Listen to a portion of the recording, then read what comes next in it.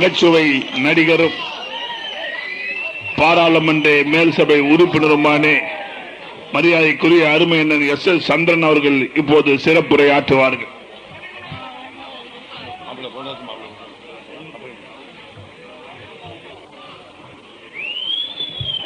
பெரும் மதிப்புக்குரிய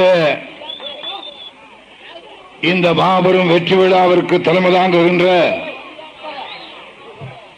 காஞ்சி மாவட்டத்தினுடைய செயலாளரும் கைத்தறித்துறை அமைச்சரும் தமிழக முதல்வர் புரட்சித் தலைவி அம்மா அவர்களின் இதயத்தில் நீங்கா இடம்பெற்ற அன்பு மாப்பிள்ளை சோமசுந்தரம் அவர்களே, எனக்கு முன்னால் புள்ளி விவரத்தோடு அத்தனை விஷயங்களும் அந்தந்த லாக்காவிலையும் பேசிய மாண்புமிகு அமைச்சர் அவர்களே, பேரை சொன்னால் நேரமாகும் என்பது எனக்கு நன்றாக தெரியும்.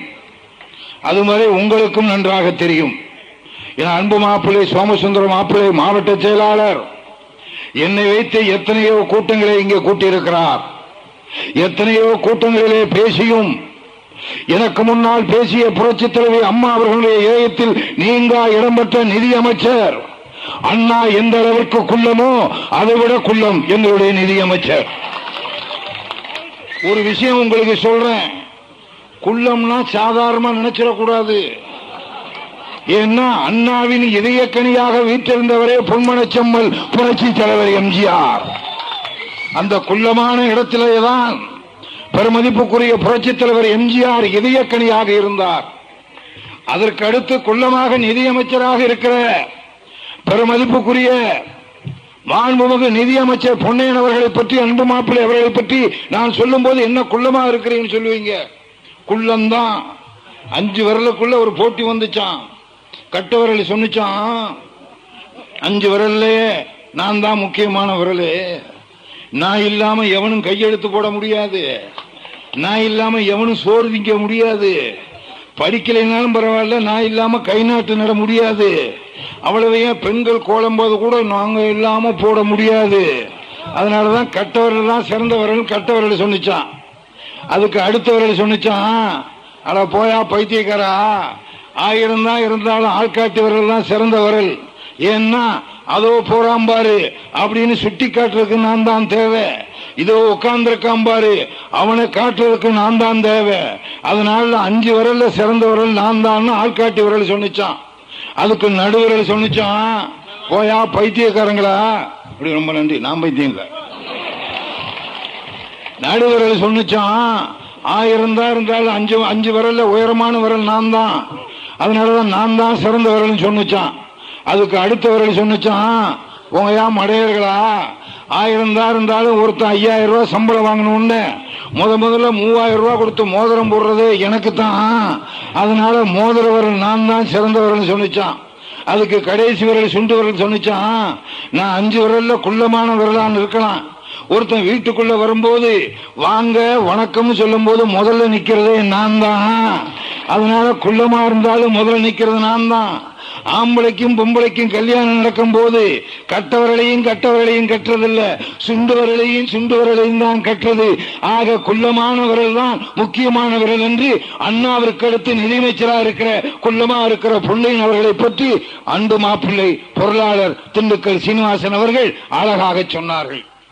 பேசவிட்டா போக்குவரத்து சுமர் அமைச்சர் விஸ்வநாதன் அருமையாக பேசுவார். கருப்புசாமி கொஞ்ச நேரம் அமைதியா இருங்களேன், எனக்கே ஒன்னும் புரியல, ஏதோ டிராபிக் மாதிரி இருக்கு, ஒருவேளை கூட்டத்தை முடிக்க தேர்தல் ஆபீசர் சொல்றாருன்னு ஒரு அந்த பயமே எனக்கு இன்னும் போகல. அந்த ஆளு ராவோட ராவா ராவி விட்டான். ஏ அப்பா, என்னையா பெரிய இம்சை. திண்டுக்கல் பொருளாளர் சீனிவாசன் அன்பு மாப்பிள்ளை சொன்ன மாதிரி பாலகங்கா அவர்களை மாவட்ட செயலாளர்களை கூப்பிட்டு அவரை அரெஸ்ட் பண்றான். நான் காஞ்சிபுரம் திரும்புறேன் படப்பைக்கிட்ட என்ன நிறுத்தி விட்டான், எங்கே போறீங்கன்னா ஷூட்டிங், என்ன ஒண்ணும் கிழிக்க முடியாதப்ப நான் மீட்டிங் போனா ஷூட்டிங் போனா மீட்டிங், என்ன சும்மா விளையாடுறியா? டே கருணாநிதி, உன்னை பத்தி எனக்கு இல்லடா தெரிய, உன் கூட இருந்துகிட்டு ஒன்ன மாதிரியே வேஷம் போட்டு எத்தனை பேர்கிட்ட ஒண்ணு அனுப்பிச்சிருக்கேன். அதனால நீ கருணாநிதி ஒன்னேவே நான் ஏமாத்துறேன். ராவல்னா ராவோட ராவ அனுப்பிச்ச பெருமதிப்புக்குரிய நிதி அமைச்சர்கிட்ட செய்யறது. அதைத்தான் அன்பு மாப்பிள்ளை பொருளாளர் திண்டுக்கல் சீனிவாசன் அருமையா சொன்னார். வர வர அவர் என்ன மாதிரி பேச ஆரம்பிச்சுட்டாரு. இப்ப திடீர்னு இன்னும் கூட சொல்ல முடியாது. ஃபாதர் கேரக்டர்ல எஸ் சந்திரன் மாதிரி நடிக்க ஆரம்பிச்சிருவாரு. இப்ப 2 ரூட்டுக்கு அவருக்கு ரைட் ஆகி போச்சு. எதுக்கு சொல்றேன்னா தயவு செய்து யோசிச்சு பாருங்க. பெருமதிப்புக்குரிய சோமசுந்தரம் அமைச்சர் கைத்துறைத்துறை அமைச்சராக இருந்தாலும் சரி, அல்லது வைத்தியலிங்கம் அமைச்சராக இருந்தாலும் சரி, அல்லது நயினார் நாகேந்திரன் அமைச்சராக இருந்தாலும் சரி, அல்லது அண்ணாவி அமைச்சராக இருந்தாலும் சரி, அல்லது ராதாகிருஷ்ணன் அமைச்சராக இருந்தாலும் சரி, பால்வளத்துறை அமைச்சர் ராமச்சந்திரனாக இருந்தாலும் சரி, அன்பு மாப்பிள்ளை அன்பழகனாக இருந்தாலும் சரி, இன்ப தமிழனாக இருந்தாலும் சரி, அன்பு மாப்பிள்ளை கருப்புசாமியாக இருந்தாலும் சரி, ஒரு தடவை திரும்பி பார்க்கணும். அன்பு மாப்பிள்ளை எல்லாம் சொல்லிடணும், இல்லாட்டி பெரிய வம்பு. ஏன்னா அன்பு மாப்பிள்ளை வேலுச்சாமியா இருந்தாலும் சரி, அன்பு மாப்பிள்ளை அமைப்பு செயலாளர் ஏகத்தலைவனா இருந்தாலும் சரி, ஒரு மதிப்புக்குரிய அன்பு மாப்பிள்ளை முதலே விஸ்வநாத மாப்பிள்ளை சொல்லிட்டேன், 2வது சொல்றேன் விஸ்வநாத மாப்பிள்ளை. கவனிச்சுங்க, நம்ம கொஞ்சம் பாச கிசு போட்டு. ஏன்னா எந்த அளவிற்கு பாருங்க, அன்பு மாப்பிள்ளை எஸ் பன்னீர்செல்வமாக இருந்தாலும் சரி, இங்கே வெற்றி பெற்றிருக்கிற நீங்க எல்லாம் நினைக்கலாம் இவங்களை மட்டும் மாப்பிள்ளைன்னு சொல்றீங்களே, நாங்கள்லாம் யாருன்னு. நீங்களும் எனக்கு மாப்பிள்ளைங்க தான். உடனே நீங்க கேட்கலாம், நாங்க உங்களுக்கு மாப்பிள்ளைனா நீங்க யாருன்னு. நீங்க எனக்கு மாப்பிள்ளைனா உங்களுக்கு மாமா. மாமான்னா ஏற்பாடு பண்ற மாமா இல்லையா? நைட்டு நேரம்னு முன்னோரை ஏத்திட்டு வந்து பின்னாலே வந்துடாத.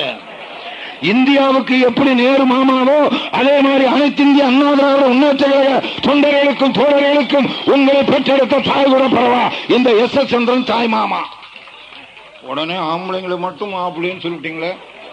மகளிரெல்லாம் நாங்க ரொம்ப கஷ்டப்படுறோமே. கோயிலேந்திரா எம்பி கூட கேட்பாங்க, சரோஜா முன்னாள் எம்பி இப்பொழுது தால்கோ சேர்மன் கூட கேட்பாங்க, பெண்கள் ஆம்பளை எல்லாம் மாப்பிள்ளைன்னு சொல்லிட்டீங்களே, பெண்கள்லாம் நாங்கள்லாம் யாருன்னு. நீங்க எல்லாம் என் மரும ஒழுங்க.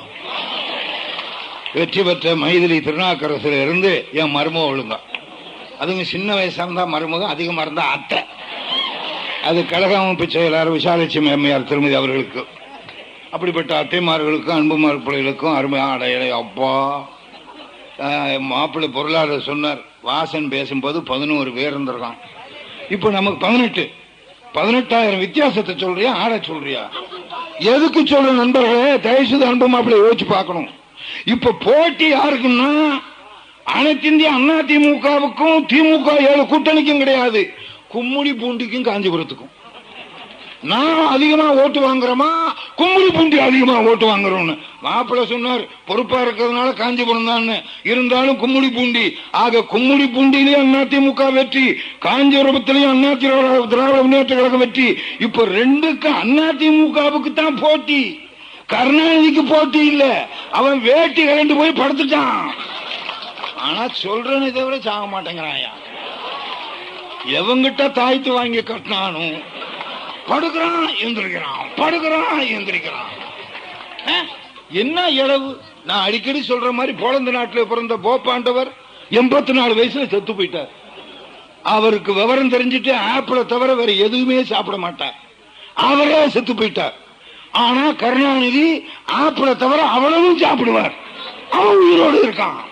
எப்படித்தான் பிளேன்ல போனானோ, பிளேன்ல போகவே மாட்டான். பயங்கரமான பயந்தாங்கொல்லி. எனக்கு தானே தெரியும். ஏன்னா என்ன வேஷம் போட்டு நான் பிளைட்ல போவேன், அவன் ட்ரெயின்ல போவான். ஏன்னா தயவுசெய்து சொல்லுங்க, சுனாமி அலை வீசிச்ச புரட்சி தலைவர் அம்மா ஹெலிகாப்டர் எடுத்தாங்க. டர்னு எடுத்து 3 தடவை 4 தடவை நாகப்பட்டினத்துல இருந்து கன்னியாகுமரியில இருந்து சென்னை வரைக்கும் 3 தடவை ஹெலிகாப்டர் சாதாரண விஷயம் இல்ல, நான் அனுபவிச்சிருக்கேன். ஏன்னா ஹெலிகாப்டர்ல ஏறி ஹெலிகாப்டர் பார்த்தாலே ஐயோ அதுல உட்காரக்கூடாதுன்னு தோணும்.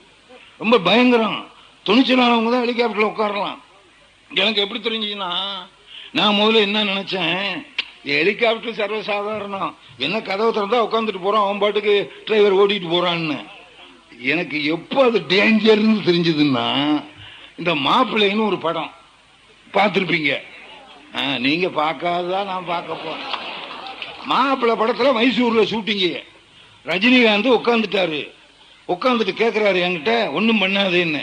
எனக்கு என்ன தெரியும், நானே உட்கார்ந்தது இல்ல, நீங்க உட்காருங்கன்னு. அவர் ஹீரோ, உட்காரல தப்பா நினைப்பான்னு உட்காந்துட்டாரு. உட்கார்ந்ததுக்கு பிறகு ரஜினிகாந்த் சொன்னார், நீங்களும் வர்றீங்களான்னு. நான் மட்டும் வருவாடாக்கு, நீங்க போயிட்டு வாங்க. இல்ல இல்ல நீங்களும் வாங்கன்னாரு. சரி நீ உட்கார்ந்தா அன்பு மாப்பிள்ளைகளே, சத்தியமா சொல்றேன், இனிமே நான் ஹெலிகாப்டரையே பார்க்க மாட்டேன். எடுத்த உடனே தட்ட தட்ட தட்ட தட்ட தட்ட தட்டன்னு மேல ஆரம்பிச்சான் பாருங்க. அப்ப சொன்னேன் டிரைவர்கிட்ட, யோ என் பொண்டாட்டியே சரியா கூட பாக்கலையா, பாவி மேல கொண்டாந்து விட்டுறிய, கீழே விழுந்தா எலும்பு மிச்சமாகாதையா, வேற எவனாவது எலும்பு எடுத்து கர்மாதி பண்ணுவான் காசிக்கு கொண்டு போய், அது நாய் எலும்போ பேய் எலும்போ, ஏன் எலும்பு கிடைக்காதையா அப்படின்னு பயந்து போயிட்டேன். இறக்கியான். அவன் ஹிந்தி, நான் தமிழ். அவன் என்ன நினைக்கிறான், இன்னும் மேல பறக்க சொல்றேன் நினைச்சுக்கிட்டு இருக்கான். அப்புறம் என்ன நான் நினைச்சேன், ஏதோ என்ன நினைச்சுக்கிட்டு இருக்க, அவன் ஒண்ணு ஹிந்தியில பேசினான். இப்போதான் நான் எனக்கு ஹிந்தி சர்வசாதாரணம். மாப்பிள்ள பொருளாளரே ஹிந்தி பேசுவாரு, எனக்கும் இப்ப ஹிந்தி தெரியும். 3 வருஷம் ஆச்சா. மன்மோகன் சிங் பேசுறதா நமக்கு ஹிந்தி தான். ஆமா, ஒரு நாள் என்ன பார்த்து நமஸ்தேன்னாரு, நானும் நமஸ்தே என்ன, அட அவருக்கு ஹிந்தி தெரியுமா நினைச்சுக்கிட்டு அவர் என்கிட்ட, அவருக்கு ஹிந்தி, நான் தமிழ், நான் பேசுற தமிழ் அவருக்கு புரியாது, அவர் பேசுற ஹிந்தி எனக்கு புரியாது. ஆனா நாங்க 2 பேரும் 3 வருஷம் ஃப்ரெண்டு. அவர் ஒரு நாள் நமஸ்தேன்னு சொல்லிட்டு பகா புகே பகா புளுக் புளுக்குன்னாரு. நான் ஒண்ணு ஆஹா ஓஹோ புளுக் புளுக்குன்னு.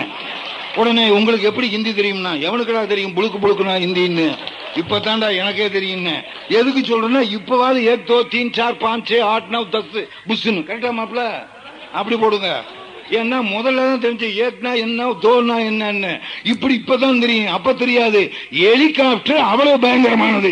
அந்த ஹெலிகாப்டர்ல ஒரு வீரமா ஒரு தமிழக முதல்வர் ஒரு பெண்ணாக இருந்து கொண்டு சர்வசாதாரணமாக சுனாமி அடித்தவுடன் அந்த கன்னியாகுமரியிலிருந்து நாகப்பட்டினத்திலிருந்து சென்னை கடற்கரை வரைக்கும் 3 தடவை சுற்றுப்பயணம் செய்து சுறுசுறுப்பான தைரியசாலி இந்தியாவிலே ஒரே முதல்வர் புரட்சி தலைவி அம்மா. இதை எதுக்கு சொல்றேன்னா, கருணாநிதி போக மாட்டான், அவன் பிளைட்லயே ஏற மாட்டான்.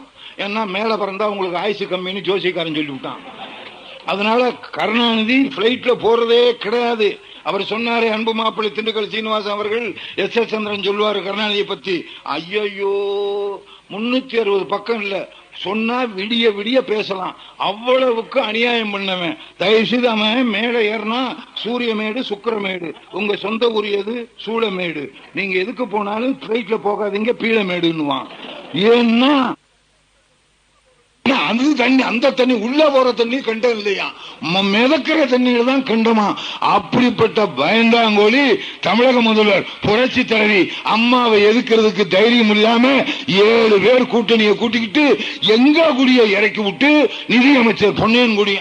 ஒரு விஷயம் தெரியுமா, எனக்கு விவரம் தெரிஞ்சிட்டு புரட்சி தலைவர் எம்ஜிஆர் காலத்திலிருந்து அவரை வேஷ்டி சட்டையெல்லாம் பாக்குறேன். ஆனா இங்கதான் லுங்கி தொப்பி கூலிங் கிளாஸ். நானே ஒரு தடவை பார்த்துட்டு, பொன்னையனுக்கு சித்தப்பாவா இவரு, ஆனா இவர் தான் போயிருக்காரு எனக்கே தெரியல. நடிகை எனக்கே தெரியலன்னா ராவுக்கு எங்க தெரிய போகுது. அதுக்கப்புறம் திண்டுக்கல் சீனிவாசன் மாப்பிள்ளைன்னா ஆப்டார போட்டுக்கிட்டு வாக்கிங் போறாராம். எல்லாம் திமுக எங்க இங்க போறான்னு கண்டுபிடிச்சிட்டு இருக்காங்க. தயவுசெய்து சொல்லுங்க, இந்த நிலைமையில இருக்கும் போது எல்லாத்தையும் மறந்து தமிழக முகம் மௌனமா இருந்தான். எனக்கு ஒண்ணுமே புரியல. ஒவ்வொரு ஊருக்குள்ள போறேன், நான் பேசி எனக்கு கண்டுபிடிச்சிருவேன் எவன் நமக்கு ஓட்டு போட போறான், எவன் நமக்கு ஓட்டு போட போகலன்னு. அன்புள்ள பெரியவர்களே, தாய்மார்களே, தெரிஞ்சு போச்சு இவன் போடவே மாட்டான். என்னைக்கு நம்ம முகத்துல ஊதுனானோ அன்னைக்கே போட மாட்டான். அப்படின்னு அப்புறம் ஓடி வந்து சொல்றான், நீங்க எங்க ஊருக்கு எப்ப வருவீங்க, ஏன் ஊதுறதுக்கா போட, உங்களுக்கு ஒன்னும் தெரியாதா, நீங்க அடுத்த ஊர்ல பாருங்க நிலைமை என்னன்னு. அப்பவே நினைச்சேன், ஆகா அவர் போயிட்டார், ஒரு லிஸ்ட் கொடுத்தாரு, அந்த ஊருக்கு போனா அவ்வளவு பேரும் அப்படின்னா போட்டு தள்ள போறான் போல் இருக்கு நம்மள. என்னடா இப்படி சொல்லிட்டானுங்க, நான் வேற இந்த ஊருக்குள்ள சரியா மாட்டிட்டேன்னா. பேசி முடிச்சுட்டு போகும்போது சொல்றான், தனியா ஜீப்ல ஏத்தினேன், இங்க வா வெளிய வா. அது என்ன கடைசி வரைக்கும் சும்மா இருந்துட்டு லாஸ்ட்ல போகும்போது இப்படி ஆட்டுறேன் என்ன. இங்க ஒரு பெரிய ரவுடி இருக்கான், அவன் எம்ஆர்கே பன்னீர்செல்வம், அவன் ரெட்டலைய காட்டினா 2 விரலையும் வெட்டிடுவான் இருக்கான். அப்புறம் 2 விரலையும் வெட்டிட்டா 3 விரல் தான் மிச்சம் இருக்கும். அதனால அவன் இருக்கும் போது காட்டாம இப்ப வந்து காட்டுறேன் அப்படின்னு சொன்ன ஒண்ணுதான் தெரிஞ்சது. எல்லா ஊர்லயும் மௌனமா இருந்ததுக்கு என்ன காரணம், எல்லா ஊர்லயும் ரவுடிய போட்டான். பொன்முடி எங்களுக்கு எல்லாம் என்ன கழுத முடியா, பெரிய பொன்முடி. திராவிட முன்னேற்ற கழகம் முடிஞ்சே போச்சுடா. அனைத்து இந்திய அண்ணா திராவிட முன்னேற்ற கழகத்தை பார். அங்கிருந்து ராதாகிருஷ்ணன் அண்ணாவிலிருந்து அங்க பார், ராமச்சந்திரன் இருந்து வைத்தியலிங்கத்திலிருந்து அங்கே நயினார் நாகேந்திரன் இருந்து எல்லாரும் பார் எப்படி வீராதி வீரனா இருக்காங்க. நாங்க ஒண்ணும் பயப்பட மாட்டோம். இங்க பாத்தியா அன்பழகன் இருந்து அங்க பார் இன்பத்தமிழன் இருந்து பேரெல்லாம் பாருங்க. இன்பத்தமிழன், அன்பழகன், சோமசுந்தரம், இவர் ஒரு எப்படிலாம் இருக்கும். அனைத்து இந்திய அண்ணா திராவிட முன்னேற்ற கழகத்தை எந்த கொம்பாடு கும்பலும் அழிக்க முடியாது. என்ன தெரியுமா, இது காயாயி பழமாயி திருப்பி காயாகிறது. சும்மா இல்ல. பார்லிமெண்ட்ல தோத்தோம்னா சட்டசபையில ஜெயிப்போம், சட்டசபையில தோத்தோம்னா பார்லிமெண்ட்ல ஜெயிப்போம், ரெண்டுலையும் தோத்தோம்னா இடைத்தேர்தல ஜெயிப்போம். இடைத்தேர்தல் எங்களுக்கு அல்வா மாதிரின்னு அப்பவே சொன்னேன். ஏன்னா இடைத்தேர்தலில் பிறந்ததுதான்டா அனைத்து இந்திய அண்ணா திராவிட முன்னேற்ற கழகம். அதை உருவாக்கியவர் தான்டா பொன்மனச்செம்மல் புரட்சி தலைவர் எம்ஜிஆர். கருணாநிதி ஞாபகம் இருக்கா? திண்டுக்கல்ல மாயத்தேவரை நிறுத்தி வச்சு, திமுக முத்துராமலிங்கத்தை நிறுத்தி வச்சு, நான் தானடா பையும் கையுமா கருணாநிதி ஓம் கூட அலைஞ்ச. அவ்வளவு பேருக்கு 100 ரூபாயா கொடுத்தமாடா. அவ்வளவு பேரும் வாங்கி தின்னு விட்டு போட்டானடா ரெட்டை இலக்கி. அப்பதான் கருணாநிதி சொன்னார், தமிழ் மக்கள் நன்றி இல்லாதவர்கள், இவருக்கு போட்டா நன்றி உள்ளவர்கள். உடனே கடிதம் எழுதிடுவான். உடன்பிறப்பே, உளுந்தம் பருப்பு, துவரம் பருப்பு, பாசி பருப்பு, என்னமோ மளிகை கடைக்கு சாமா வாங்க போறது மாதிரி மூதேவியே. இப்ப என்ன ஆச்சு? நம்ம கட்சி அனைத்து இந்திய அண்ணா திராவிட முன்னேற்ற கழகம் காயாகும் பழமாகும் காயாகும். பாவக்காய் பாவப்பழம் அப்புறம் காயாகாது, மாங்காய் மாம்பழம் அப்புறம் காயாகாது. ஆனால் காயாயி பழமாயி காயாகிறது எது? எலுமிச்சங்காய். எலுமிச்சங்காய், எலுமிச்சம்பழம், அப்புறம் ஊறுகாய். காயாயி பழமாயி காயாகிறது. அதே மாதிரி வெற்றி பெற்றாலும் தோல்வி பெற்றாலும் திருப்பி திருப்பி காயாயி பழமாயி இருக்கிற ஒரே கட்சி அனைத்து இந்திய அண்ணா திராவிட முன்னேற்ற கழகம். எங்களை ஒழிக்கிறதுக்கு பாலகங்காவை ஜெயில போட்டாப்புல பெரும் மதிப்புக்குரிய நிதியமைச்சரை போடு. இதுக்காக இவர் வருத்தப்பட போட நம்மளை போட சொல்றாங்க. ஒரு உதாரணம் சொல்றேன். நாங்க பார்க்காத ஜெயிலா? தயவு செய்து யோசிச்சு பாருங்க. சட்டத்தை மதித்தோம். அன்னைக்கு நான் பேசிக்கிட்டு இருக்கும் போது 10 ஒரு நிமிஷம் நிதியமைச்சர் சொன்னார் நிறுத்துங்கன்னு. இல்லைங்க ஒரு நிமிஷம் நீங்க பேசலாம், ஆனா நாங்க எல்லாம் உள்ளே இருக்கணும். சட்டத்தை மதிக்கிறவர்கள் அமைச்சர்கள் மட்டுமல்ல, அனைத்து இந்திய அண்ணா திராவிட முன்னேற்ற கழக தொண்டர்கள்.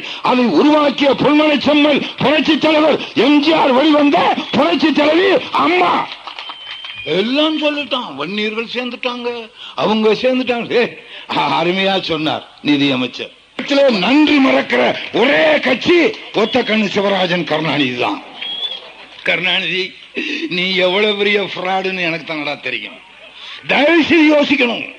தயவுசெய்து மைதிலி திருநாவுக்கரசு அவர்களுக்கு வாக்களித்த என் அன்பு மாப்பிள்ளைகளே, உங்கள் பாதம் தொட்டு என் அன்பான நன்றியை தெரிவித்துக் கொள்கிறேன். கருணாநிதி மாதிரி சதிகாரன் உலகத்தில் எவன் கிடையாது. 1967 சைதாப்பேட்டையில கருணாநிதி ஞாபகம் இருக்கா? எப்படிடா உன்னை மறக்க முடியும்? நீயும் என்ன மறக்க முடியாது, நானும் உன்னை மறக்க முடியாது. அதுக்காக நீ என் மேல கேஸும் போட முடியாது. கேஸ் போட்டா நீ என்னென்ன செஞ்சன்ற உன் நிர்வாண படம் வரைக்கும் கொண்டு வருவேன். நீங்க கேட்கலாம் காட்டக்கூடாதான், பக்கத்துல நான் வேற நின்று தொலைகிறேன். தயவு செய்து யோசிங்க.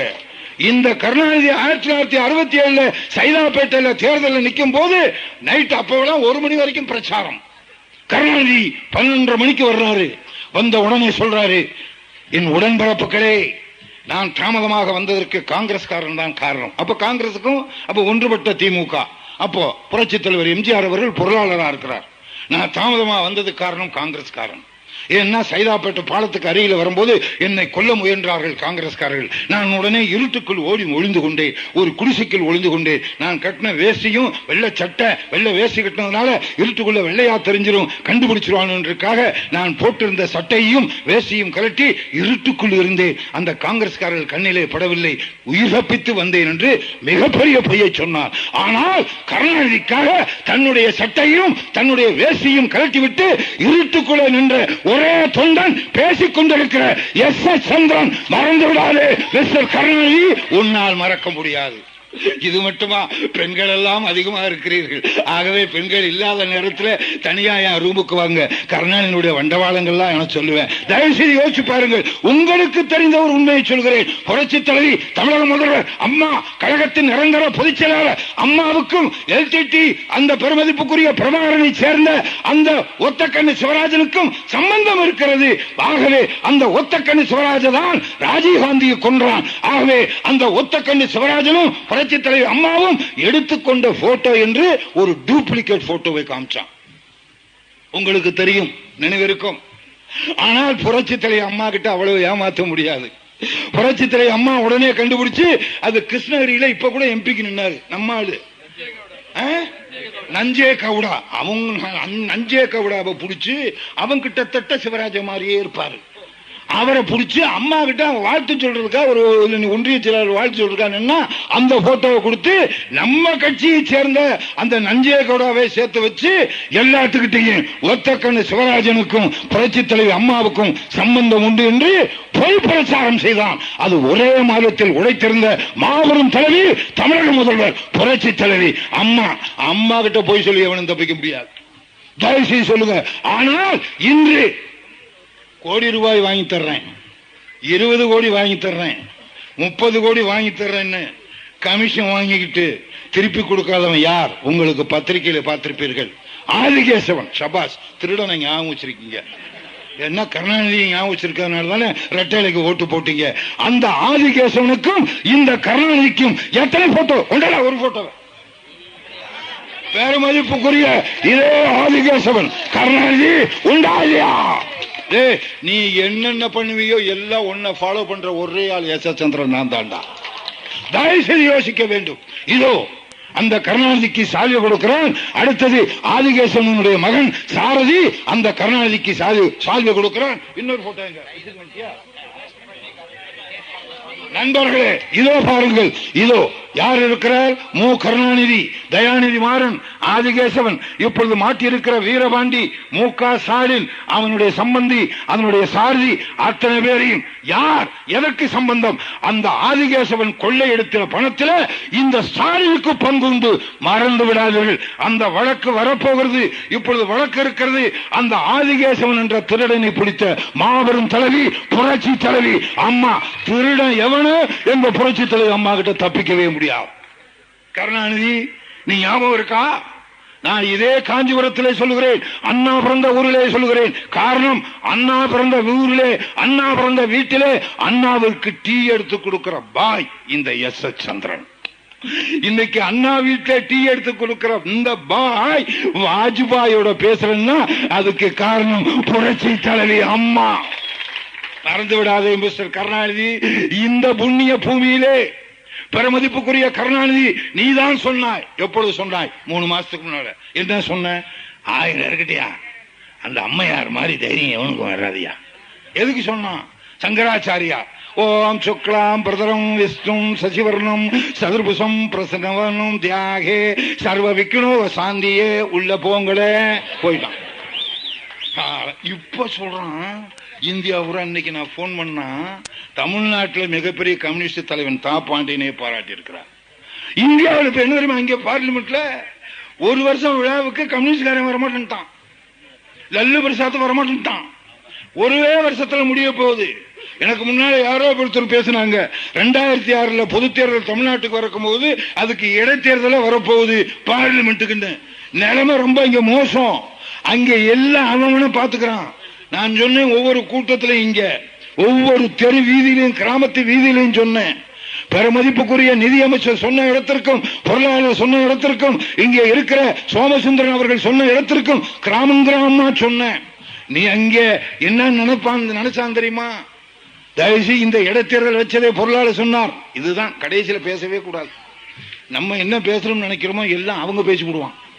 அவங்க பேசினாலும் பரவாயில்ல, திருப்பி சொல்றதுனால தப்பு இல்ல. இடைத்தேர்தலை வச்சது தயாநிதி மாறன் கருணாநிதி சொல்லி, அப்ப இடைத்தேர்தல் எங்களையும் ஜெயிச்சிட்டோம்னா சட்டம் ஒழுங்கு கட்டுவிட்டது, போ தமிழக அரசு காலி. ஒரே வருஷத்தில் நம்மளை கலைச்சிருவான். கலைச்சிட்டு அடுத்தது என்ன? எல்லா அமைச்சர்களையும் ஜெயில போட்டது மட்டுமல்ல, சைக்கிள் வாங்கின அத்தனை பொதுமக்களையும் ஜெயிலு. ஆனால் தயவு செய்து யோசி, இப்ப ஒவ்வொரு தடவை இடத்துலையும் சொல்லும் போது இந்த மக்கள் எல்லாம் நன்றியுள்ள மக்கள் என்பதற்கு தயவு செய்து யோசிச்சு பாருங்க. உங்க காலில் விழுந்து கெஞ்சி கேட்கிறேன், புரட்சி தலைவர் அம்மா அண்ணா திராவிட முன்னேற்ற கழக ஆதி திராவிட மக்களுக்கு மட்டுமா சைக்கிளை கொடுத்தார்? திமுக காரா நீயும் உன் குழந்தையும் அந்த சைக்கிள் தானடா போற. தயவுசெய்து யோசிச்சு போடுறா. எங்க புரட்சி தலைவி அம்மா அண்ணா திமுக மாணவர்களுக்கு மட்டுமாடா இலவச பாசு கொடுக்க சொல்லி பெருமதிப்புக்குரிய இங்க இருக்க விஸ்வநாதன் சொன்னாரு. திமுக நீ இந்த பச்சைப்பா காலேஜ்ல இருந்து எல்லாம் போறீங்க, சனிக்கிழமையும் ஞாயிற்றுக்கிழமையும் கூட பாசுறா. எதுக்கு?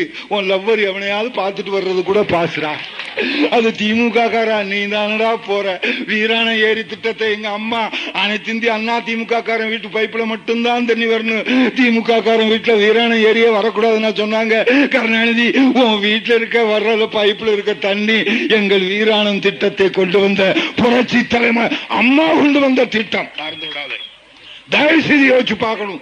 இவ்வளவும் வாங்கிட்டு நீ நியாயமா இருந்தா இப்ப நீ தோத்துட்டு இல்ல, திருப்பி கொடு சைக்கிளை பூரா திருப்பி கொடு. திமுக காரா மான ரோஷம் வெக்கம் சூடு சொன்ன ஒரு அம்மா அப்பாவுக்கு பிறந்தவனா இருந்தா அவளையும் திருப்பி கொடு. நாளைக்கு கடிதம் எழுது, உடன்பரப்பே உளுந்தம் பருப்பே துவரம் பருப்பே எழுது.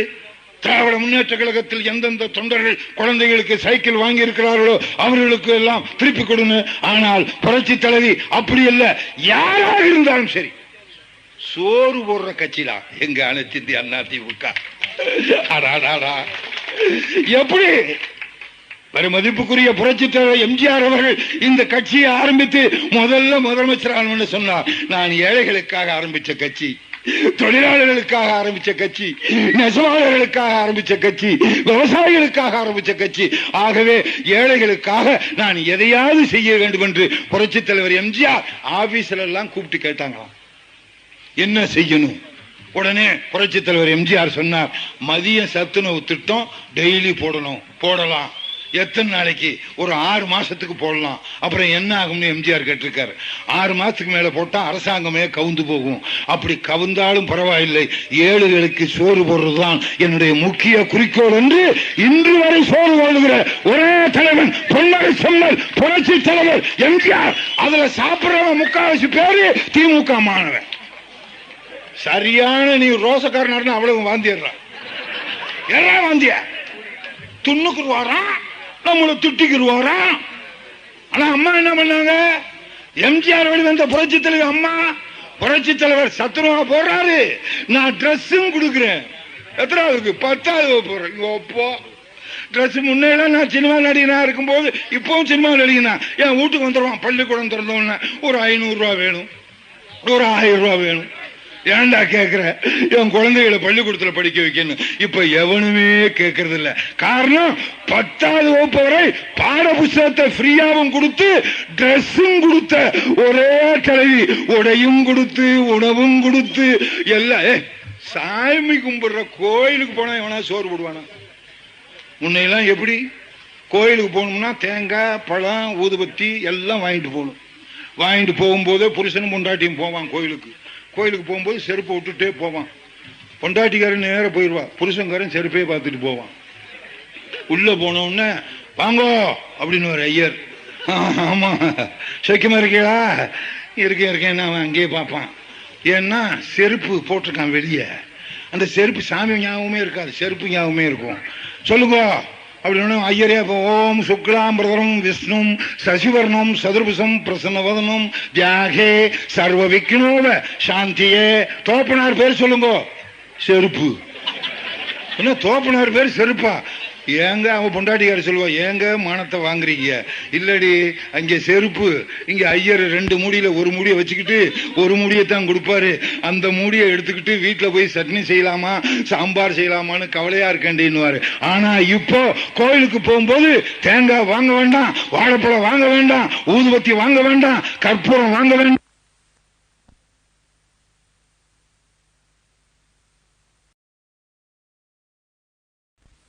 காமாட்சி என்ன காப்பாத்துன்னு கும்பிட்டுட்டு திரும்பி வந்தா கும்பிட்ட கைக்கு சோறு போடுற ஒரே தலைவி புரட்சி தலைவி அம்மா. அது என்ன அண்ணா திமுக காரனுக்கு மட்டுமா கும்பிட்டா சோறு? திமுக மூதேவி நீ கோயிலே உட்கார்ந்துருக்கீங்களா? மத்தியானம் 1 மணி ஆனு திங்கலான்னு. அது எங்க அம்மா போட்ட சோறா. பழனிக்கு போறிய 8 பேர் நடந்து போவான். முருகா முருகா 30 படி ஏறும்போது 7 பேரை காணாம். முட்டி கலட்டு கீழே விழுந்துருவான். ஆனா அவனுக்கு பூரா ரோப் கார். சும்மா உட்கார்ந்தவனு கிடு கிடு கிடு கிடு முருகனே முருகா என்றழைக்கவா முத்து குமரா என்றழைக்கவா பாடி முடிச்சாச்சா ஏறி உட்காருங்க கிருன்னு கொண்டாங்க போட்டா இருக்கடா கொண்டடா. இது பார்த்தீங்களா இன்னைக்கு அப்படி ஃபாரின் டைப்ல சும்மா சொல்லக்கூடாது கொண்டு வந்தது யாரு? புரட்சி தலைவி அம்மா. சொன்னாரே விஸ்வநாதம் 28 பைசா ஒரு கிலோவுக்கு 28 பைசா வாங்குற ஒரே மாநிலம் இந்தியாவில். எல்லாமே அப்படித்தான். மத்திய அரசாங்கத்தில் ஏற்றிட்டான் டீசல் எல்லா இடத்துலையும். ஆனால் டீசல் உபயோகப்படுத்தல முக்கியமானவர்கள் லாரி மீனவர்கள். மீனவர்கள் உபயோகப்படுத்துற 5 கிலோ லிட்டர் ஃப்ரீ கொண்டு வந்தது யார்? புரட்சி தலைவி. சுனாமி அடிச்சுச்சு, எவ்வளவு பெரிய டேஞ்சர். உங்க அப்போ என்ன ஆபத்து. உடனே அம்மா என்ன சொன்னாங்க? ஒவ்வொரு இடத்துலயும் மிஸ்டர் திண்டுக்கல் சீனிவாசன் நீங்க அங்க போங்க, மிஸ்டர் நயனா நாகேந்திரன் நீங்க இங்க போங்க, மிஸ்டர் சோமசுந்தரம் நீங்க அங்க போங்க, நிதியமைச்சர் அவர்களே நீங்க அங்க போங்க. இவர்தான் எங்களுக்கு கேப்டன். எங்க கல்பாக்கம் எங்களுக்கு போட்டாங்க. நீங்க இதை நான் கேட்கறதுக்கு நகைச்சுவையா சொல்றேன் தவிர, அங்க போனா டிசம்பர் 25 கிறிஸ்துமஸ், 26 சுனாமி, 27 அவன் தலையை பிச்சுக்கு நிக்கிறான். ஐயோ என்ன ஆகுமோ ஏதாகுமோன்னு. 26ஆம் தேதி சுனாமி அடிச்சுன்னா 27 உடனே அனுப்பிச்சாங்க. நான் போன குழுவுல சொல்றேன், பிற மதிப்புக்குரிய நிதி அமைச்சரும் பிற மதிப்புக்குரிய சோமசுந்தரம் அவர்களும் போறோம். அதோட நான் போறேன்.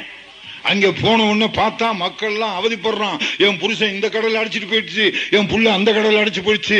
அவங்களுக்கு ஆறுதல் சொல்லி ஆறுதலுக்கு உடனே 5000 ரூபாயும் கொடுத்து, பொங்கல் அன்னைக்கு அந்த டிஃபன் கேரியரையும் கொடுத்து, செங்கு பட்டியும் கொடுத்து, ஸ்டவ்வும் கொடுத்து, கிருஷ்ணாயிலையும் கொடுத்து, தீப்பெட்டியும் கொடுத்து, வாய் ஒண்ணுதான் கொடுக்கல.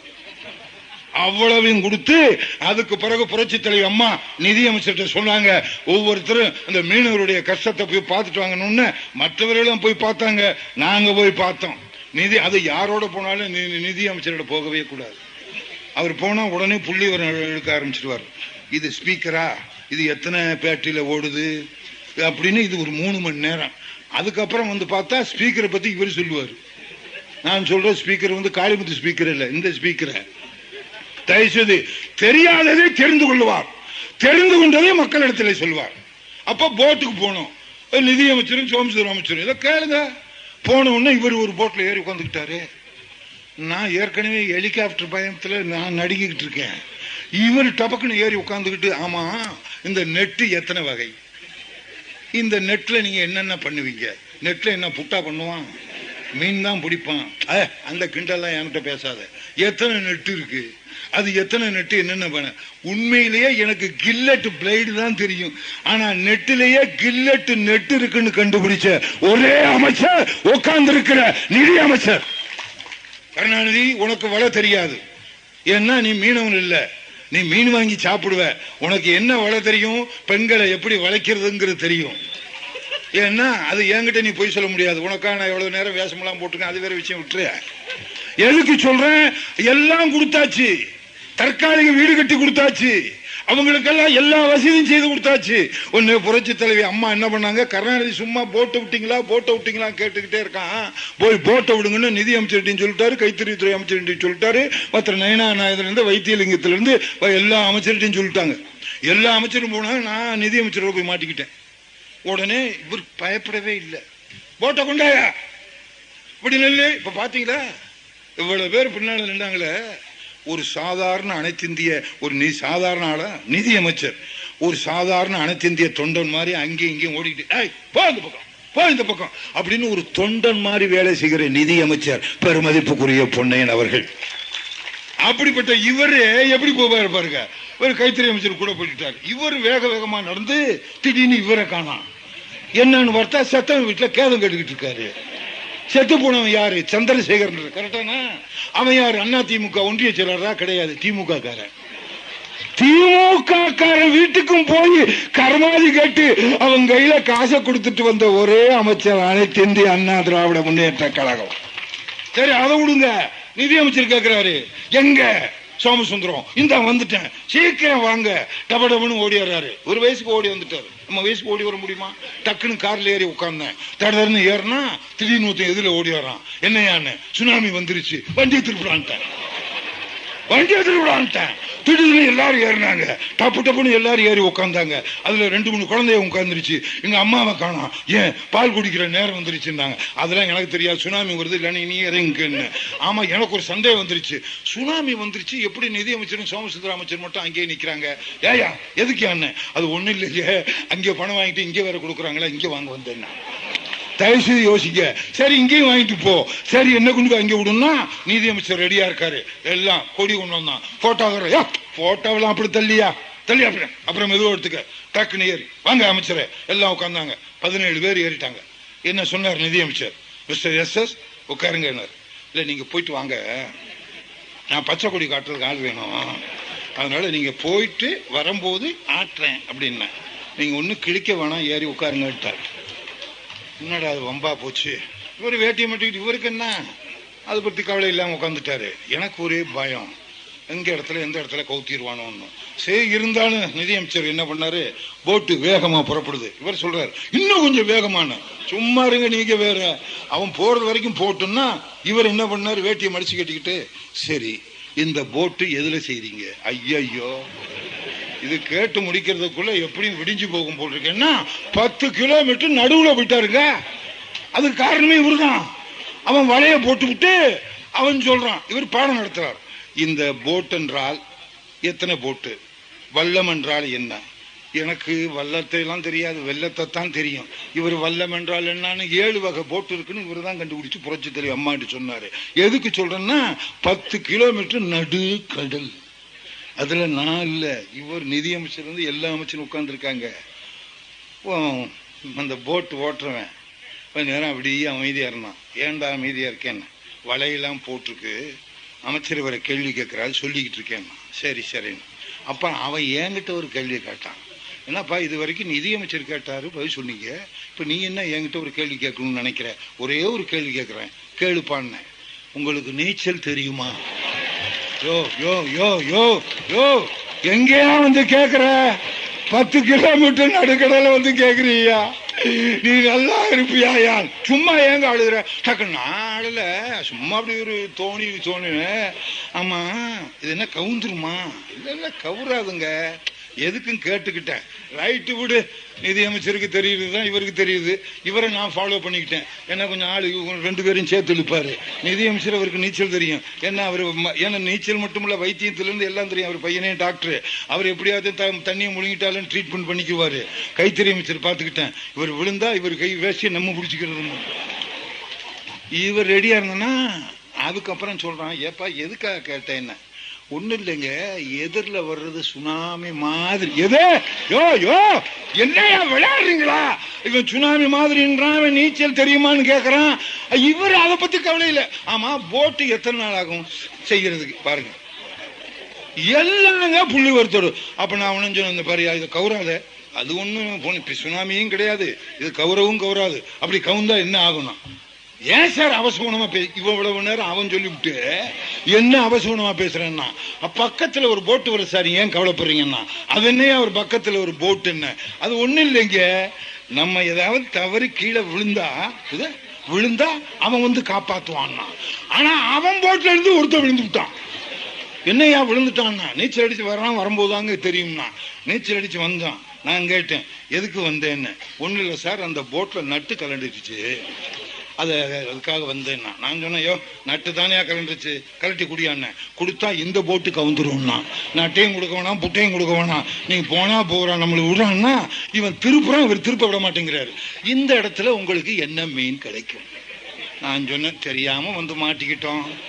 ஏன்னா புரட்சி தலைவியினுடைய கேள்விக்கே பதில் சொல்ற ஒரே நிதி அமைச்சர் இந்தியாவிலே தமிழக முதல்வர், பெருமதிப்புக்குரிய அவருடைய வழியில் வந்த நிதி அமைச்சர் பொன்னையன் அன்பு மாப்பிள்ளை அவர். தயவுசெய்து இந்தியாவில் பெரிய நிதி அமைச்சர் ப. சிதம்பரம் பெரிய கொம்பா போட்ட, நம்ம போட்ட 10,000 ரூபாய்க்கு வரி போட்டவன் எவனுமே உலகத்துல எவனும் கிடையாது. நம்ம கஷ்டப்பட்டு பணத்தை சேர்த்து போட்டா போடும்போது வரைக்கும் பேங்க்காரன் சும்மா இருப்பானா? எடுக்கும்போது 10 ரூபா கேட்கறான். நம்ம பணத்தை போட்டதுக்கு, நம்ம எடுத்ததுக்கு. ஆனால் வரி இல்லா பட்சத்தை போட்ட இந்தியாவிலே ஒரே முதல்வர், புரட்சி தலைவர் அம்மா வெளிவந்த ஒரே நிதியமைச்சர் பெருமதிப்புக்குரிய மாண்புமிகு பொன்னையன் அவர்கள். தயவுசெய்து யோசிச்சு, ஒரு வரி கிடையாது. அம்மா ஆட்சியில ஒரு ரெண்டு வரியை தவிர எந்த வரியும் கிடையாது. என்ன வரி? ஒன்னு ஜனவரி, இன்னொரு பிப்ரவரி. இந்த 2 வரியை தவிர எதுவும் கிடையாது. தயவுசெய்து யோசிச்சு பாருங்க. இவ்வளவு சாதனை பண்றோம், சாதனையில படுத்தி எடுத்து சொன்னார். எவ்வளவு பெரிய பஸ்ஸுகளை சாதனை பண்றதை எடுத்து சொன்னார். கருப்புசாமி அவ்வளவு விஷயத்தை சொன்னார். அன்பு மாப்பிள்ளை சோமசுந்தரம் சொன்னார். வைத்திலிங்க மாப்பிள்ளை சொன்னார். எல்லோரும் பேசினார்கள். இங்கிலீஷ்ல என்னென்ன வியாக்கியானம் இருக்கிறது வியாகத்திலையான்னு சொன்னார். எல்லோரும் பேசினார்கள். நம்ம புள்ளி விவரத்தோட பெருமதிப்புக்குரிய நிதியமைச்சர் பேசுறாரு. இவ்வளவு பேசிக்கிட்டு இருக்கோம். இவன் இடையில விடுறான். பெருமதிப்புக்குரிய டாக்டர் ராமதாஸ். டாக்டர் ராமதாஸ்னா கோவப்படுவார். மருத்துவர் ராமதாஸ், எல்லாம் நீங்க தமிழ்ல தான் சொல்லணும், இங்கிலீஷே யூஸ் பண்ணக்கூடாது. இங்கிலீஷ்ன்றதே இங்கிலீஷ் யூஸ் பண்ணக்கூடாதுங்கிறது இங்கிலீஷ். மைக்க நல்லா வைன்னா மைக்க நல்லா வைப்பான் மாப்பிள்ள. அவங்ககிட்ட போய் தமிழ்ல சொல்லி பாருங்க. அன்புள்ள மாப்பிள்ளை, ஒளிபெருக்கி கம்பியை கீழே குத்தி மேலே வைன்னா நீயே போய் உங்க வீட்டுல வச்சுக்கிறேன்றான். லைட்டை போடியானா போடுவான், டியூப்லைட்டை போடியானா போடுவான், ஸ்டேஜ போடியானா போடுவான், மைக்க வையானா வைவான். இதை விட்டுட்டு அவர் சொல்றார் மருத்துவர், தமிழ் அவர் உரைக்க வேண்டும், தமிழில் உரைக்க வேண்டுமா. தயவுசெய்து இப்ப கூட்டத்தை முடிச்சுட்டு உங்க வீட்டுக்கு போங்க. புருஷங்காரன் கேட்பாரு, என்ன கமலா சீக்கிரமா என்ன பண்ணிக்கிட்டு இருக்க, எவ்வளவு நேரம் உனக்கு வெயிட் பண்றது? இவர் வெயிட் பண்றது ஒன்னு சும்மா இருங்க, ஒரு 5 மினிட்ஸ் வெயிட் பண்ணான்னு. இவங்களும் படிக்கல, அவனும் படிக்கல. இவங்க 5 மினிட்ஸ் அவங்க வெயிட் பண்ண. இங்கிலீஷ்ல தமிழ்ல பேசிக்கிட்டு இருக்கோம். அங்க போனோன்னு புருஷங்கிற என்ன சொல்றான், கமலா எங்கே செல்கிறாய், வா அருகில் வா, வந்து என்னை கொஞ்சு. வருகிறேன் அத்தான், வருகிறேன் அத்தான். அத்தானாவது பொத்தானாவது. கூட்டம் முடிஞ்சு உங்க வீட்டுல போய் கமலா கதவு திறனா திறப்பா. இலக்கிய தமிழ்ல பேசி பாருங்க. கமலா வா, உன் கணவன் வந்திருக்கிறேன், கதவரிகள் திறந்து. ஐயோ எவனோ ஒரு லூசு பைய என்ன எழவு எவன் பேச்ச கேட்டு வந்தானோன்னு என்னதார திட்டு தொலைப்பான. தயவுசெய்து யோசிச்சு பாருங்க. சும்மா போனாயோ பாப்பம் எடுக்கிறியா அது எடுக்கிறியா அது சொல்றத விட்டுட்டு இலக்கியத்தம்னா அதுல சுத்தமா பேசணுமா? தயவுசெய்து யோசிச்சு பாருங்க. நான் டாக்டர் ராமதாஸுக்கே கேட்கிறேன்.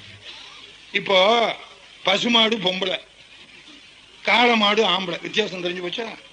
காளை மாடுன்னா ஆம்பளை, பொம்பளை புறா வந்தாலும் புறா தானே. ராமதாஸ் நீங்க என்ன சொல்றீங்க?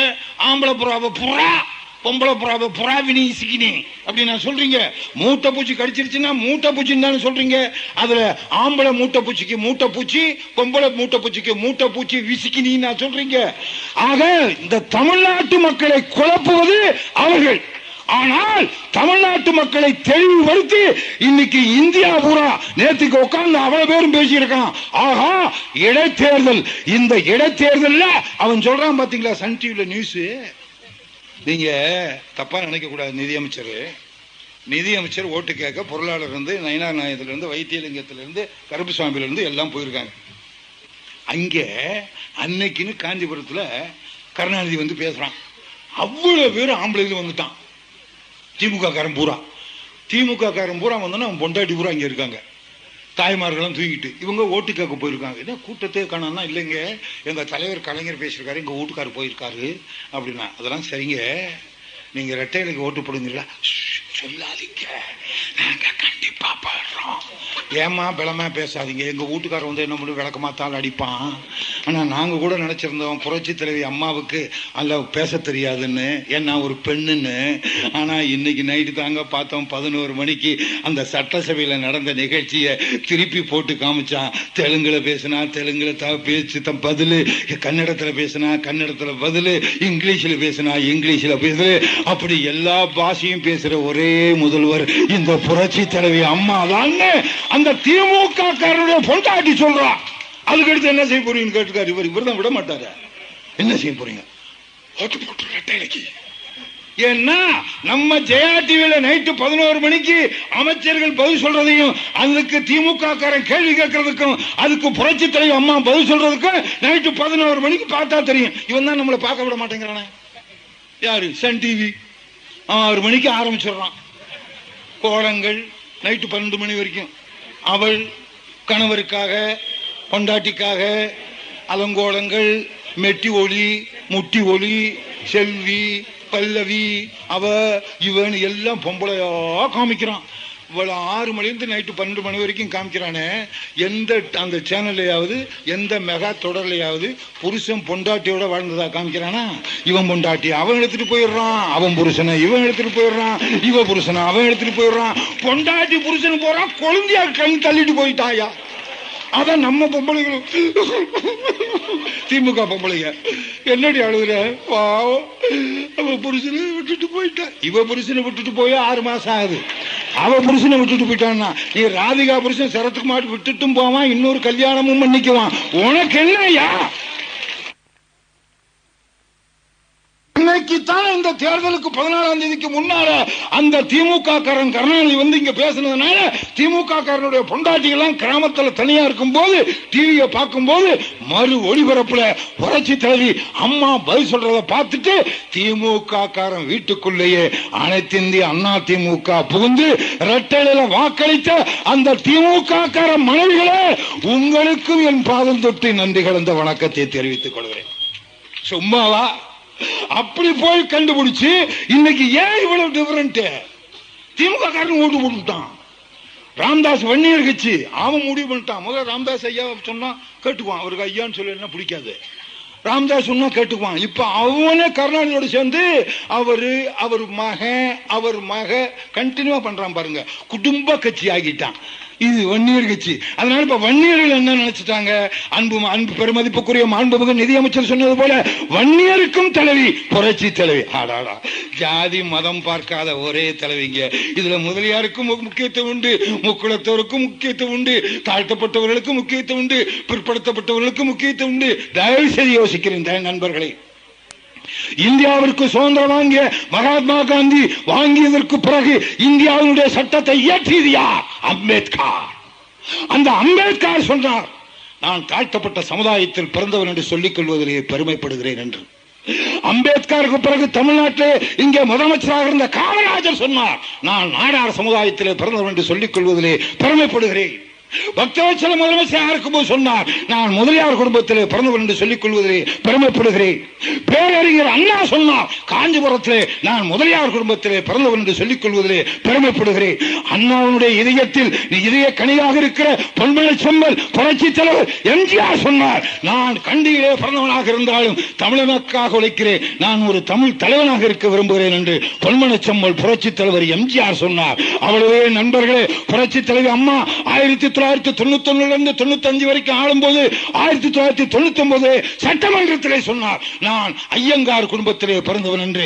ராஜாஜி ஐயங்கார் குடும்பத்திலே பிறந்தவன் என்று சொன்னார். புரட்சி தலைவி அம்மா ஐயங்கார் குடும்பத்திலே பிறந்தவன் என்று சொன்னார். நாடார் சமுதாயத்திலே பிறந்தவன் என்று காமராஜர் சொன்னார். முதலியார் சமுதாயத்திலே பிறந்தவன் என்று அண்ணா சொன்னார். அம்பேத்கர் தாழ்த்தப்பட்ட சமுதாயத்திலே பிறந்தவர் சொன்னார். தாழ்த்தப்பட்டவர்கள் தான், பிற்படுத்தப்பட்டவர்கள் தான், நாடார் தான், முதலியார் என்று அத்தனை பேரும் ஒத்துக்கொண்டார்கள். இவ்வளவு பேரும் ஒத்துக்கொண்டார்கள். கருணாநிதி, நீ யார்? நலந்தானா அடப்பாவி, பிபி வாசிக்கிறவங்க கூட 35 வருஷமா காலத்தை தள்ளி விட்டாங்களா? எங்க அம்மா ஜாதி பாராது, மதம் பாராது, ஜாதியிலே உறைந்த ஜாதி தாழ்ந்த ஜாதி எதுவும் கிடையாது என்று பாரதியார் சொன்னதை போல பார்த்தீர்களா? உட்கார்ந்திருக்கிற ஒவ்வொருத்தரும் ஒவ்வொரு ஜாதி. ஆனால் அம்மா ஜாதி மதம் பார்க்காமல் அத்தனை பேருக்கும் உதவி செஞ்சுக்கிட்டு இருக்காங்க. கருணாநிதி அவங்களுக்கு மட்டும் உதவி செஞ்சுட்டு, இந்த அம்மையார் எப்படி வந்தார் என்று எனக்கு தெரியாதா? டேய், நீ எப்படி வந்த? தயவு சொல்லு. எங்க அம்மா புரட்சி தலைவர் அம்மா, அவ்வளவு புரட்சி தலைவர் பொன்மன செல்வர், புரட்சி தலைவர் எம்ஜிஆர் அப்பா பெரிய நீதிபதி, பெரிய மாஜிஸ்ட்ரேட், கோடீஸ்வரம் குடும்பத்தில் பிறந்த புரட்சி தலைவர் எம்ஜிஆர் மாஜிஸ்ட்ரேட் இறந்ததற்கு பிறகு வாழ்க்கை வழி இல்லாமல் எம்ஜிஆரும் அவருடைய அன்னையும் சத்யா அம்மாவும் அவருடைய அண்ணன் சக்கரபாணி அவர்களும் ஓடி வந்தார்கள் சினிமாவுக்கு. பசி, படிக்க முடியவில்லை, சுத்தி அடைந்தார்கள். கடைசியில செக்கிழுத்து, வஉசி மட்டும் செக்கிழுக்கவில்லை நண்பர்களே, பசிக்காக செக்கிழுத்தவர் பொன்மனச்செம்மல் புரட்சி தலைவர் எம்ஜிஆர். அதை செக்கிழுத்து அந்த புண்ணாக்கை சாப்பிட்டு படிக்க வேண்டும், தன் அப்பா போல மாஜிஸ்ட்ரேட் ஆக வேண்டும் என்று நினைத்தார். பசியினால் பத்தும் பறக்கும் என்று சொல்வார்களே, அதை போல அவர் படிக்க முடியவில்லை, பசி காரணம். அதனால்தான் முதலமைச்சரான உடன் பசியாக எந்த குழந்தையும் இருக்கக்கூடாது என்று சோறு போட்ட ஒரே புண்ணியவான் பொன்மன செம்மல் புரட்சி தலைவர் எம்ஜிஆர். அப்படி வந்த எம்ஜிஆர் நடிக்க வந்து கோடீஸ்வரன் ஆகி புரட்சி தலைவர் எம்ஜிஆர் முதலமைச்சராகி ஏழைகளுக்கு உதவி செய்தார். அதே போல புரட்சி தலைவி அம்மா பிறக்கும் போதே பார்ன் வித் சில்வர் ஸ்பூன், பிறக்கும் போதே அம்மா படிச்ச அந்த ஸ்கூல் இன்னும் இருக்கு, போய் பாருங்க. ஸ்கூலை பார்த்தாலே நமக்கு +2 பாஸ் பண்ண மாதிரி வரும். அப்படிப்பட்ட அம்மா சின்ன வயசுலயும் அழகு, 57 வயசுலயும் அழகு, 87 வயசுலயும் அழகு, 105 வயசுலயும் அழகு. இன்னும் எத்தனை ஆண்டு காலம் இருப்பார்களோ அத்தனை ஆண்டு காலமும் அழகா இருக்கிற ஒரே தலைவி இந்தியாவிலே பொன்மன செல்வி புரட்சி தலைவி அம்மா. அழகு அறிவு கொண்டவா. இதோ நண்பர்களே, புரட்சி தலைவி அம்மா இருக்கிற போட்டோவில் 10 வயசுல இருக்க போட்டோ, 14 வயசுல இருக்க போட்டோ, 15 வயசுல இருக்க போட்டோ. அந்த புரட்சி தலைவி அம்மாவும் அம்மாவை பெற்ற அந்த சந்தியா அம்மாவும் இதோ நண்பர்களே, தயவு செய்து யோசிச்சு பார்க்க வேண்டும். என்ன அழகு மாப்பிள்ள பாரு, மாப்பிள்ள தயவு செய்து யோசிச்சு பார்க்க வேண்டும். இப்படிப்பட்ட அழகான புரட்சி தலைவி அம்மா தமிழ்நாட்டை அழகாகவும் அறிவாகவும் வைத்துக் கொண்டிருக்க வேண்டும் என்று நினைக்கிறார் கருணாநிதி. நீயும் 14 வயசுல போட்டோ எடுத்திருக்க. எப்படி போட்டோ? டை கட்டி சூட்டு போட்டு, உங்க அப்பா ஃபுல் டை கட்டி பெரிய கவுன் போட்டு, உங்க அம்மா அஞ்சுகம்மா நைட் கவுன் போட்டு 14 வயசுல கருணாநிதி போட்டோ எடுத்திருக்கிறார். தயவு செய்து பாருங்க. பிரிட்டிஷ்காரன் ஃபேமிலியில வந்தவன். நலந்தானா நலந்தானா, அட பாவி பாரு மாப்பிள்ள பாரு, உனக்காகத்தானே கொண்டு வந்திருக்க பாரு. டப்பா டான்ஸ் ஆயிரும் கருணாநிதி, பின்னி எடுத்துருவேன். எங்க அம்மா எனக்கு ஒரு கோடு போட்டிருக்காங்க, இதுக்கு மேல தவ கூடாதுன்னு. சில நேரங்களை தவிடுவேன், வேற வழி இல்லை. ஒரு குடும்பத்துல ஒரே சட்டையோட கருணாநிதி சென்னைக்கு வந்தவன். எவனாவது வெறும் பாடியில சருக துண்டு போடுவானா? முத்துவேலர் போட்டிருக்கான். தயவுசெய்து யோசிங்க. பக்கத்தில் இருக்கிறது குடுமையோடு இருக்கிறது கருணாநிதி. ஒரே சட்டை, போட்டோ எடுத்து முடிஞ்சோன்னு இந்த சட்டையை அவங்ககிட்ட கொடுத்துருவான். இப்படி வந்த நீ இன்னைக்கு 13 டிவிக்கு சொந்தக்காரன். கல்கத்தாவிலே ஆர்பிஜின்ற ஒரு டிவி ஒரே நாள்ல 130 கோடிக்கு நீ பணம் கொடுத்து அந்த ஆர்பிஜி வாங்க நினைத்தார். கம்யூனிஸ்ட் வெஸ்ட் பெங்கால் கம்யூனிஸ்டுக்கும் உனக்கும் சண்டை வந்துருச்சு. இப்ப இன்னைக்கு பேப்பர்ல போட்டிருக்கான் பாத்தீங்களா? கம்யூனிஸ்ட் சொல்லியிருக்கான், ஆர்பிஜிவை விலைக்கு வாங்கிட்டான். இந்த தொலைநோக்கு இந்த லாக்காவில் இருக்க தயாநிதி மாறன். அதனால தயாநிதி மாறன் லாக்காவை மாத்திரம்னு கம்யூனிஸ்ட் கட்சிக்காரன் சொல்றான். சொல்றதுக்கு காரணம் என்ன? மேற்கு வங்காளத்தில் இருக்க ஆர்பிஜி என்ற டிவியை 130 கோடி ரூபாய் கொடுத்து ஒரே நாள்ல வாங்கக்கூடிய அளவுக்கு நீ எப்படி உனக்கு வசதி வந்தது? தயவு செய்து சொல்லி பாருங்கள், தயவு செய்து நினைத்து பாருங்கள். கொள்ளையடிக்கிறவன் கருணாநிதி, கொலை செய்கிறவன் கருணாநிதி. எப்படிப்பட்ட கூட்டணி கருணாநிதி? நீ இந்திரா காந்தியை கொலை செய்த முயற்சி செய்துவிட்டு அந்த இந்திரா காந்தி மருமகளோட கூட்டு. தயவுசெய்து யோசிச்சு பாருங்கள். LTT பிரபாகரன் தான் என் தலைவன் என்று சொல்லி LTT பிரபாகரனை கொண்ட கருணாநிதி கூட இந்த வன்னியர் கட்சி கூட்டு. தயவுசெய்து யோசிச்சு பார்க்க வேண்டும். தயவுசெய்து இதே திருமாவளவனோட எனக்கு ஓட்டு வேண்டும் என்பதற்காக திருமாவளவனோட கூட்டி சேர்ந்து விட்டு அதற்கு சீட்டு இல்லை என்று சொல்லிவிட்டு உன் இதயத்தில் உனக்கு இடம் இருக்கிறது சொன்னவன் இந்த கருணாநிதி. எல்லோரையும் அழித்து அவன் குடும்பம் மட்டும் வாழ வேண்டும் என்று நினைத்தது இந்த கருணாநிதி. தயவுசெய்து யோசிச்சு பார்க்க வேண்டும். இந்த கருணாநிதி சரியான பாடம் புகட்டிய 2 தொகுதி இந்தியாவிலே. அது ஒன்று கும்மிடிப்பூண்டி, இன்னும் ஒன்று காஞ்சிபுரம். காமாட்சி அம்மனுக்கு அருள் இருக்கிறது என்பதை நிரூபித்தது இந்த காஞ்சிபுரம். காமாட்சி அம்மனுக்கு சக்தி இருக்கிறது என்று நிரூபித்தது இந்த காஞ்சிபுரம். சக்தியா சிவமா என்றால் சக்திக்குத்தான் பெருமை. அந்த சக்தியான காமாட்சி அம்மன் ரூபத்திலே பொன்மன செல்வி புரட்சி தலைவி அம்மாவுக்கு நீங்கள் இரட்டையிலே ஓட்டு போட்டீர்களே, அருமையான சின்னம். கும்மிடிப்பூண்டி 1, காஞ்சிபுரம் 2. இந்த இரட்டையிலே அதற்கு ஓட்டு போட்ட மக்களே, என் அன்புள்ள மருமகளே, என் அன்புள்ள அக்காமார்களே, என் அன்புள்ளம் கொண்ட அண்ணன்மார்களே, என் அன்புள்ளம் கொண்ட மாமன்மார்களே, உங்கள் பாதம் தொட்டு என் நன்றி கலந்த வணக்கத்தை தெரிவித்து 2000 ஆண்டுகள் அன்னை தமிழகம் தவமிருந்து பெற்றெடுத்த தலைவர்கள் சிங்க நடையும் சிங்கார தென்றல் நடையும் பொங்கு கடனடையும் புரட்சி கவிநடையும் தன் உரைநடையாக கண்ட பூமான் பூமி பந்தில் தமிழர்கள் எங்கெல்லாம் இருக்கிறார்களோ அங்கெல்லாம் அவர்களும் இதயமெல்லாம் தங்க சிம்மாசனம் போட்டு வீட்டிருக்க என் மன்னன் எங்கள் உடன்பரவா அண்ணன். ஒரு தாயின் வயிற்றில் நாம் அனைவரும் பிறக்க முடியாது என்ற காரணத்தால் தனித்தனி தாயின் வயிற்றில் பிறந்தோமடா என கூறிய எங்க குடும்ப முதல்வன் அங்கமெல்லாம் நொந்து பெற்று ஒரு நாளைக்கு 1000 முறை மகனே மகனே என்று அழைக்கும் தாயை போல ஒரு நாளைக்கு 1000 முறை தம்பி தம்பி என அழைக்கும் அரசியல் தாய். தமிழனாக பிறந்தனா தமிழின் மகத்துவம் தெரியாத அந்த நிலையில் அறிவு மங்கி ஆற்றல் குறைந்து கூனி குறுகிக் கொண்டிருக்கும் அந்த வேளையில் மாலையிலே வரும் தென்றல் போல் சோலையிலே குழுகும் மலர் போல் இந்த நாட்டு மக்களின் பிணிகளை அகற்றி பேணி காக்க தன் மாணிக்க பேச்சை மரகத எழுத்தை மங்காத தமிழுக்கு சங்கே முழங்கு என்று உதித்த உண்மை தமிழனா. நீதி பார்வை ஏழையின் நிழல் பாமர மக்களுக்கு பகுத்தறிவூட்டிய சிங்கம் எங்களின் அன்பு தங்கம் தன்னாட்டின் பர்னாட் ஷா இந்நாட்டின் இங்கர் ஷா காஜதந்த கர்பால்ட் காந்தி தன்னாட்டு காந்தி அறிஞர் அண்ணாவின் இதய கனி பொன்மனச் செல்வர் புரட்சி தலைவர் எம்ஜிஆர் வெளிவந்த புரட்சி தலைவி அம்மா வாழ்க அம்மா வாழ்க அம்மா வாழ்க என்று சொல்லி விடைபெறுகிறேன். நன்றி, வணக்கம்.